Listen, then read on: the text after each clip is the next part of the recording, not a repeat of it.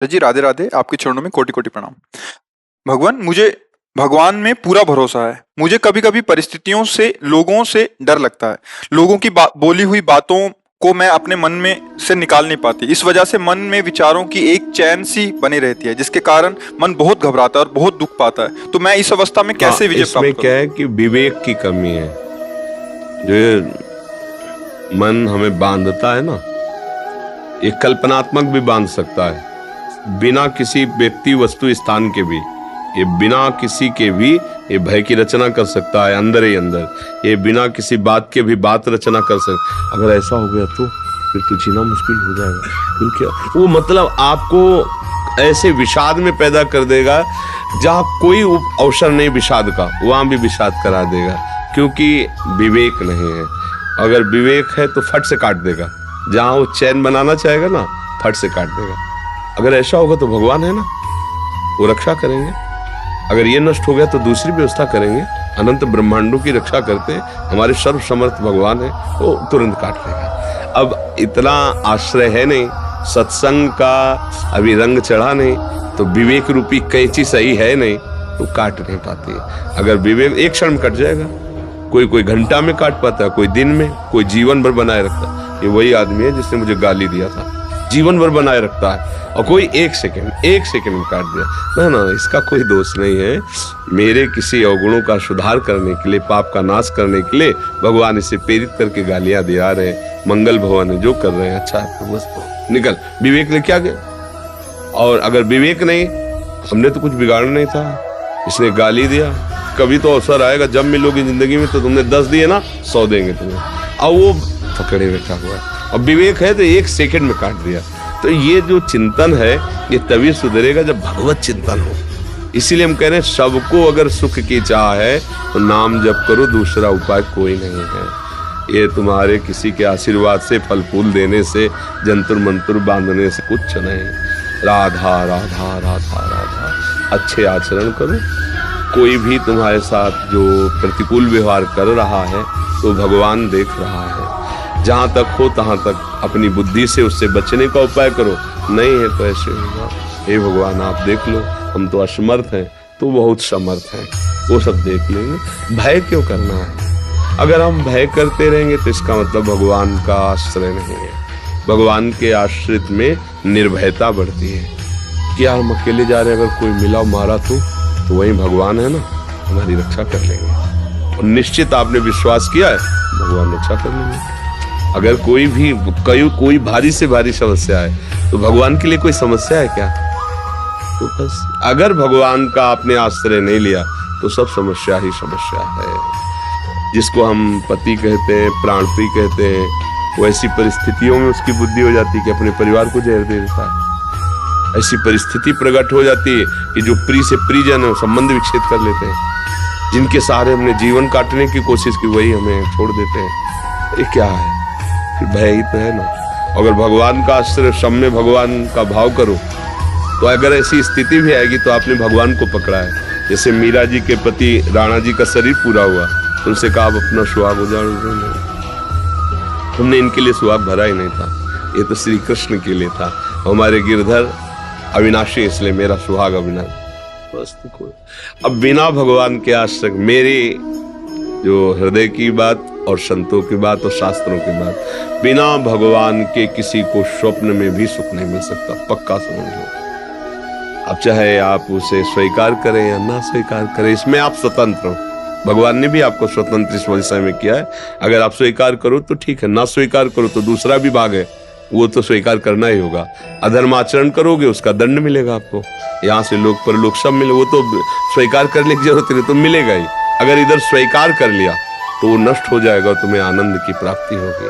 बस ये बात समझना है। उमेश जी दुबई से। मार जी आपके चरणों में दंडवत प्रणाम। मार जी, निर्मल मन से भजन होगा अथवा भजन करने से मन निर्मल होगा? मन की मलिनता को पहले समझो किसे कहते हैं। मन का मल क्या है पता चला तुम्हें अभी तक? नहीं, निर्मल और मलिन तभी तो आप उस विषय को जान सकते हो। पहले मल को जानो ना। ये होने पर मलिन कहा जाता है, और ये ना हो तो उसे निर्मल कहा जाता है। किसे जानते हो आप? मल किसे समझते हो? जो मन में भाव। ठीक हो। जो देह भाव से युक्त होकर मन इंद्रियों के साथ भोगों में विचरण करता है, इसे मलिनता कहते हैं। अगर वही धर्मयुक्त विचरण करे और नाम जप शुरू करो तो फिर जपते जपते ये विकार नष्ट हो जाएंगे और मन इच्छा रहित हो जाएगा, संकल्प रहित हो जाएगा। संकल्प रहित मन को ही निर्मल मन कहते हैं। जिसके मन में कोई भी भोग की चाह नहीं है उसे निर्मल मन कहते हैं। और भोगों की मान प्रतिष्ठा बड़ाई आदि आदि आदि ये सब चाह जितनी है प्राकृतिक, ये सब मल है, क्योंकि ये है नहीं। और इसमें हम सत्यत्व भाव करके तो असत्य को स्वीकार करना ही मल है। वही बार बार हमारे को प्रभु के समीप होने पर भी ढके हुए दूरी महसूस करवा रहा है। बार बार जन्म, बार बार मरण, बार बार बंधन, ये काम, क्रोध, लोभ, मोह, मद, मत्सर, ये सब मल के अंतर्गत आता है। इनसे रहित होने की सामर्थ्य नाम जप से प्राप्त होती है। तो हम लोग तो सब फंसे हुए हैं शरीर भाव में। जब हम खूब नाम जप करें तो धीरे धीरे धीरे धीरे हमारी बुद्धि पवित्र होगी। पर इन दोनों के पहले स्वीकार करना होगा कि मैं प्रभु का हूँ, ये सबसे पहले बात स्वीकार करनी होगी।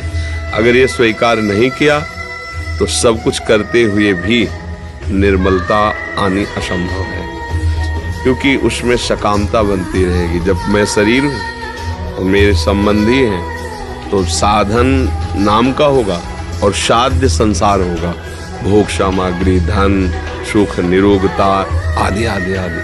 तो फिर मन मलिन ही रहा, उसे निर्मल मन नहीं कहते। जब निर्मल मन उसे कहते हैं केवल सत्य वस्तु, सच्चिदानंद प्रभु की प्राप्ति की केवल चाह, सब चाहे खत्म हो गई। अब वो निर्मल जनमन सो मोहि पावा, मोहि कपट छल छिद्र न भावा, बस ये। फिर वो मन निर्मल हो जाता है। मैं प्रभु का हूं जैसा भी हूं, और खूब नाम जप, और जो निषेध किया गया है उसे ना करें तो धीरे धीरे मन हमारा शांत हो जाएगा, निर्मल हो जाएगा। तो जैसे निर्मल जल हो और हलचल रहित हो तो उसके नीचे की वस्तु दिखाई देती है ना, ऐसे ही मन के तह में जो विराजमान तत्व है वो आत्म तत्व, वो भगवान है। वही समझ में, तभी भगवान ने कहा इंद्रियाणाम मनस्यास्मि। तो जैसे जल गंदा हो और चंचल हो तो उसकी तह में जो वस्तु विराजमान वो हमें समझ में नहीं आती है। तो ऐसे ही मन निर्मल हो जाने पर फिर किसी को कहने की जरूरत नहीं, वही परमात्मा साक्षात्कार उसे हो जाता है। जी। केशव गोस्वामी जी हरिद्वार से। जी जी महाराज जी, अखंड भजन या अखंड स्मृति जिसको सभी संतों ने सर्वोच्च अवस्था माना है, देव ऋषि भी नारद जी ने भी जिसको अव्यव्रत भजनात् कहा है, वो अवस्था आपके अनुसार कैसे प्राप्त हो?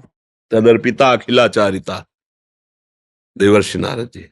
तदर्पिता अखिलाचारिता, सारे आचरण भगवत समर्पित होने चाहिए।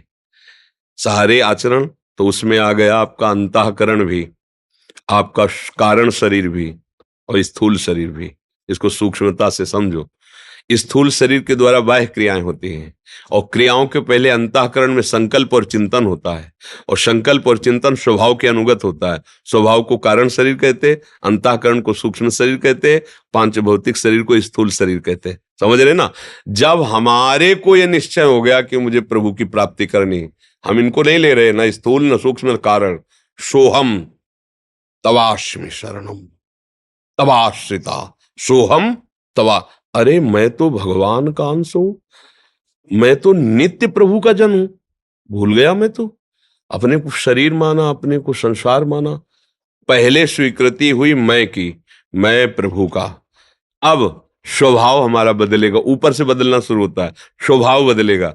तो अंतःकरण का संकल्प विकल्प अब बदलना शुरू हुआ, तो बाहर की क्रियाएं जितनी है वो सब बदलनी शुरू हो गई। प्रभु का जन होकर के मैं ऐसा कार्य कैसे कर सकता हूं? चिंतन बदला, क्रिया बदली। तो तदर्पिता अखिलाचारिता, जितने आचरण वो सब प्रभु की प्रसन्नता के लिए हो गए। श्री कृष्ण अनुकूलेन प्रतिकूल वर्जनम, कोई भी प्रतिकूल आचरण नहीं। अब बचा क्या? केवल भगवान का चिंतन, केवल भगवान।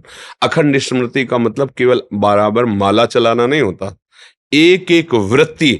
जैसे गोपांगनाएं जो हमारे ब्रज की गोपीजन है, घर लीप रहे हैं, वो हार रहे हैं, ओखली में धान कूट रहे हैं, आटा पीस रहे हैं, भोजन बना रहे हैं, गाय दूह रहे हैं, कर तो ये सब क्रियाएं रही बाह्य व्यवहारिक गृहस्थ की, लेकिन चित्त वृत्ति मुरारी पादार्पित चित्त, एक एक वृत्ति कृष्ण में लगी हुई है। यह अखंड स्मृति, ये है महाभागवत। आज तक कोई ऐसा भक्त नहीं हुआ जिसने गोपी चरण के रज की वंदना न की हो। जब ब्रह्मा शंकर उद्धव आदि करते हैं तो इनके नीचे ही सब भक्त रहते हैं। त्रिभुवन में कोई भक्त गोपी के समान नहीं है। भीष्म पितामह जी का जब भीष्म स्तव अंतिम समय, तब वो प्रभु से प्रार्थना कर रहे हैं, हे गोपी वल्लभ, जो आपने गोपी जनों को सुख प्रेम प्रदान किया, अब अंतिम समय है, मेरी बुद्धि कुंवारी रही, आज तक किसी का वर्ण नहीं किया आपके सिवा, आप इस मेरी बुद्धि रूपी कन्या का वर्ण कीजिए। और मतलब अंतिम समय गोपी जनों का स्मरण कर रहे, नारद आदि उद्धव आदि ये सब गोपी चरण वंदना करते हैं। ऐसा अनुराग, एक एक वृत्ति कृष्ण में, और केवल कृष्ण के लिए सारी चेष्टाएं हो रही। गाय दूरे तो मीठा दूध हो, मीठा दही जमे, मक्खन अच्छा निकले, और मेरे प्यारे आवे, और जैसे मैया से लड़के छीन के पाते हैं वैसे पावे, या चोरी चोरी पावे, और मैं छुप करके देखूं, फिर दौड़ के जाऊं और उन्हें पकड़ूं, फिर वो डरते हुए दिखाई दे, ये मुझे सुख चाहिए। वो ऐसे ही भगवान आते, भगवान माखन चोरी, कुंड भरे बाबा के, कुंड, वहां दही दूध रखने के लिए बाल्टी और कलश नहीं थे, कुंडों में रखा जाता था, लाखों को में लाके ये भक्तों। अब एक एक वृत्ति भगवान में अर्पित करने के लिए तदर्पिता अखिलाचारिता, आपके सारे आचरण सारी क्रियाएं भगवत विधान के अनुसार होनी चाहिए। कार्याकार्यो व्यवस्थितो तस्मात् शास्त्रम प्रमाणम ते, शास्त्र के अनुसार श्री कृष्ण ही तो गीता गायन कर रहे हैं, हमारे गुरु, हमारे प्रीतम, हमारे प्राणाराध्य श्री कृष्ण है, और उनकी पसंद है कि ऐसे चलो, हम वैसे चलने लगे तो स्वयं में वो कृपा करेंगे। पूरी गीता सुनने के बाद अर्जुन को क्या फल मिला? नष्टो मोहा, बस यही तो आप पूछ रहे हैं ना, स्मृति लब्ध्वा, पूरी गीता सुनने के बाद मोह का नाश हुआ और अखंड स्मृति प्राप्त हो गई। मामन स्मर युद्ध च, मेरा सतत स्मरण हो और अपने कर्तव्य का पालन करो। ये अखंड बैठ करके माला चलाया और चिंतन विषयों को हो रहा है, अभी बात नहीं बनी। फावड़ा चला रहा है और राम राम हरि हरि कृष्ण कृष्ण बोल रहा है, बड़ा महात्मा है, बहुत बड़ा महात्मा है। घर परिवार का, अतिथि जनों का, साधु महात्माओं का सेवन कर रहा है। भगवान मैं तो नीच आदमी हूँ, बहुत बड़ा महात्मा है वो हृदय में, थोड़ा भी गर्व है, मैं तपस्वी हूं, मैं भजनानंदी हूं, अभी बात नहीं बनी। बस एक एक वृत्ति प्रभु में चली जाए, कहीं अहंकार न रह जाए, कहीं क्रिया का कर्ता न रह जाए, कहीं किसी क्रिया का भोक्ता न बने, सिद्ध स्थिति आ गई। पर इसके लिए बहुत अभ्यास की जरूरत है और महापुरुषों के संग की जरूरत है। तो युधिष्ठिर जी को एक महापुरुष मिले, उन्होंने कहा कि बृहस्पति जैसा ज्ञानी होने पर भी यदि वो किसी महापुरुषों की सेवा और संग नहीं किए तो उसे तत्वबोध नहीं होगा, असलियत में उसको अनुभव में नहीं आएगा। इसीलिए संत महापुरुषों का समागम किया जाता है कि उनकी अनुभूति से जब वो बोलते हैं तो बात हमारे हृदय में चढ़ बैठती है। सुनना सुनाना नहीं रहता, जैसे वो भूत का आवेश हो जाए, वो जबरदस्ती हमसे वही कराती है। अब हमको जीना ही वैसे पड़ेगा जैसा वो चाहते हैं। अगर किसी संत का हृदय से वर्ण कर ले, ये हृदय के वर्ण की बात करे, तो उनकी बात तुम्हारे ऊपर चढ़ जाएगी और वही करवाएगी जो वो कह रहे, तुम कर ही नहीं सकते उसके विरुद्ध। ये महापुरुषों का बल होता है। तो भगवत प्रेमी महापुरुषों का संग करे और अपने जीवन को, अपने मैं को प्रभु के चरणों में समर्पित कर दे तो अखंड स्मृति जागृत हो जाए। समस्त क्रियाओं को शास्त्र सम्मत करते हुए निरंतर भगवत स्मृति अंदर से रहना, ये है समस्त साधनाओं का फल। सुनीता कुमारी जी बनारस से। राधे राधे महाराज जी, आपके चरणों में कोटि कोटि प्रणाम। गुरुजी, मेरा शरणागति पुष्ट नहीं हो रहा। गुरुजी, शरणागति पुष्ट कैसे करें? हम ईर्ष्या और द्वेष में ही फंसे हैं, कैसे खत्म करें? पहले शरणागति के लिए हमें तैयार होना चाहिए। शरणागति बहुत बड़ी स्थिति है, इसे साधारण न समझा जाए। शरणागति एक बहुत बड़ी स्थिति है। शरणागति और भगवत प्राप्ति ज्यादा दूर की बात नहीं है। शरणागति प्रारंभिक वचन से शुरू होती है, हे नाथ, हे कृष्ण, मैं आपका हूं, ये वचन से। पर इतने, ये एक मतलब 1% से शुरू हुई है, पर हमें जाना 100% तक है। तनु वांग मनोभिर अमलई सोहम तवई वाश्रिता। शरीर से, मन से, वाणी से और स्वयं से अमलई कोई चाह नहीं, केवल आपकी चाह। और फिर शरण में हो गया। उसका फिर स्वरूप ऐसे आता है, अजात पक्षायु मातरम खग। जैसे जिस बच्चे के पंख नहीं निकले, घोंसले में बैठा है, अब वो कुछ कर नहीं सकता, केवल बाट जो होता है अपनी मां की, वही मुंह में जल लाएगी, उसके डालेगी, वही दाना डाले। ये है शरणागति का असली स्वरूप। अजात पक्षायु, केवल प्रभु की चिंतन में एकदम एक, कोई दूसरा उस बच्चे में दूसरा कुछ नहीं। वो केवल चिल्ला सकता है माँ माँ माँ, तो चिल्ला सकते हैं राधा राधा राधा, कृष्ण कृष्ण कृष्ण, बस दूसरा बल नहीं। अभी क्या है, ईर्ष्या द्वेष काम क्रोध मोह मद मत्सर। तो अभी शरीर मैं हूं और भोग सामग्री मेरी है और भोक्ता मैं हूं। और अगर हम शरणागति लेते हैं तो भगवान इसकी सुरक्षा करें और बढ़ावें, मेरी भोग सामग्री बढ़ावें, मेरे शरीर और भोग सामग्री की सुरक्षा करें। तो जय हो आपकी नाथ, क्योंकि मैं आपकी शरण में हूं। ऐसा है ना, इसे शरणागति का अभी स्वरूप ले कहते। ये अभी साधन भगवान को मान लिया और साध्य विषय मान लिए। जब साधन और साध्य दोनों भगवान हो जाएंगे, तो जब बहुकाल करी सत्संगा तबई होए सब संसद। दो प्रकार का सत्संग वर्णन किया गया। एक जो विषयों में आसक्त जीव है उसके लिए है कि जब बहुकाल करी सत्संगा तबई होए सब संशय। और एक है जिसने निश्चय कर लिया है, भले भी सही रहा है, निश्चय कर लिया कि अब इस जन्म में मुझे भगवत प्राप्ति शीघ्र से शीघ्र करनी है, तो फिर ये तात स्वर्ग अपवर्ग सुख धरी तुलाए कंग तुलनताए सकल मिल जो सुख लव सत्संग। किसी महापुरुष का मिलन हुआ, तत्काल शब्द गया अंदर और आग पैदा कर दी। अब साधन नहीं, अब रोना शुरू। बिन रोए किन पाइया प्रेम प्यारा मीत, रुदु सुशरम राजन कृष्ण दर्शन लाल। अब वो बहुकाल सत्संग की जरूरत उसको नहीं है। अब वो तो अंदर से आग पैदा हो गई, जैसे चिंगारी थी और थोड़ा पेट्रोलियम उसमें पड़ गया, भम से एकदम शुरू हो गए। तो अपने को पहले नाम जप और गलत आचरणों से बचने का पहला काम करना चाहिए।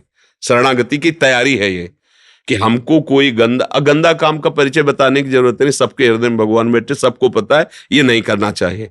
जो विशेष विशेष गंदी बातें हैं सबको पता है कि ये नहीं करना है। अंदर से आता है ना, ये गलत है, ठीक नहीं है। आत्मना प्रतिकूलानि परेशान न समाचरित, शास्त्र कहता है। इसके लिए पूछने की जरूरत नहीं। गंदे आचरणों का त्याग करके और अच्छा पवित्र भगवत समर्पित भोजन करें और नाम जप करें, तो हमारे अंदर शरणागति उतरने लगेगी। और शरणागत हो गए तो सारा भार भगवान ले लेते हैं। योगक्षेमम वहाम्य हम। फिर वो भगवान जब बागडोर हाथ में संभाल ली तो विजय श्री ही है, कोई परास्त नहीं कर सकता है। बाबा धंधो हम तो खाली 2 मिनट को खाली 2 मिनट के काज बाबा धंधो आज मैया को बहुत मन, मैया बोली आज मैं मिल के आऊंगी। बड़ी कृपा है सखी की, नहीं बड़ी कृपा बाबा की हमारी श्री जी की नित्य सहचरी है। नित्य सखी आज बाबा बहुत मन जी बोली मैं मिल के आऊंगी बाबा थे, क्योंकि बाबा तेरे घर के हैं। बहुत कृपा रही, बहुत कृपा रही। हम सदैव यही अनुभव किया है, हमारी महारानी जो की सखी हमारा पोषण कर रही ना। 10 वर्ष जो है जब बाबा जी तो रोज ठाकुर जी थे, राधा रानी थे, यही प्रार्थना करें आपका स्वास्थ्य ठीक हो। हाँ, बस इन्हीं सबकी कृपा से चल रहे। तो दोनों किडनी खराब कैसे जीवन चलता है। और बस श्री जी का प्रताप ऐसा है, उन्हीं के प्रताप से चल रहा है। हमारे बस का तो कुछ है ही नहीं है। और आप सबका प्यार, ऐसी स्थितियां थी। आप तो सब ब्रजवासी जन हो, ऐसी स्थिति थी। अब जैसे पेट किडनी खराब तो दांत, अब दांत उखड़े, अब कैसे खाएं। अब मांगने जाओ तो सूखी रोटी ब्रजवासियों को मिलती, तो आज मैया का कुछ मिला और 1-2 रोटी तो मिली है। अरे तुम बैठो, मिस्सी में पीस के सब दाल और सब मिला के या चीनी दूध मिला के रोटी, ऐसे जैसे बच्चे को पकाया जाता है ना। ये ब्रजवासी जल भगवत पार्षद जल है, इन्हीं की कृपा से। और ये जो आज आप देख रहे हो, देखो ये कोई साधना का फल नहीं है। आप जैसे मतलब होता है ना कि तपस्या और साधना का, साधना एक अलग चीज होती है, कृपा एक अलग चीज होती है। साधना एक सीमित रुपया है और कृपा गोदनामा है। गोद नामक नहीं, जैसे कोई अरब खरबपति आदमी ने अपनी गोद में लिया, तो महारानी जी ने मुझे ले लिया, स्वीकार कर लिया। ये उनका है, मेरी तपस्या तो भुनगा है। जो भगवान शिव 88 हजार वर्ष की समाधि लगाते हैं, उनके लिए लिखा है, प्यारोढ़ुम क्षमते न यच्छु शुकादि नाम तो ध्यानगम। जहां बिहारी बिहारिन जो बिहार कर रहे हैं, उनका भी ध्यान वहां नहीं पहुंच पाता।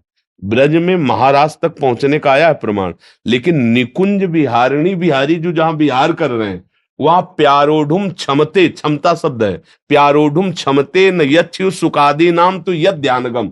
वहां अपने जैसे अधमों का भला प्रवेश हो सकता है? तो कैसे हुआ? श्री जी ने कृपा करके स्वीकार कर लिया। बाबा जी तो श्री जी से बस यही प्रार्थना करें, मेरे बाबा स्वस्थ रहे। हाँ, तो इली के आशीर्वाद से ही चल रहे, इली के आशीर्वाद से चल रहे। बाबा जाको बहुत मन हुआ, जाको मन खुश हो गया बाबा जाने की। मैं बाबा के खाली, हमने बाहर भी गई, हम सिर्फ 2 मिनट बाबा को माधुपुरी देंगे और तुरंत वापस चले जाएंगे। हमें कोई प्रश्न नहीं है बाबा, हमारा कुछ नहीं बोल। अरे आपका क्या प्रश्न, आपके ही तो पोसे हमारा हृदय पोषित हुआ है, आपको क्या नहीं बाबा। बड़ी चलो भैया, चलो बाबा की बात करेंगे।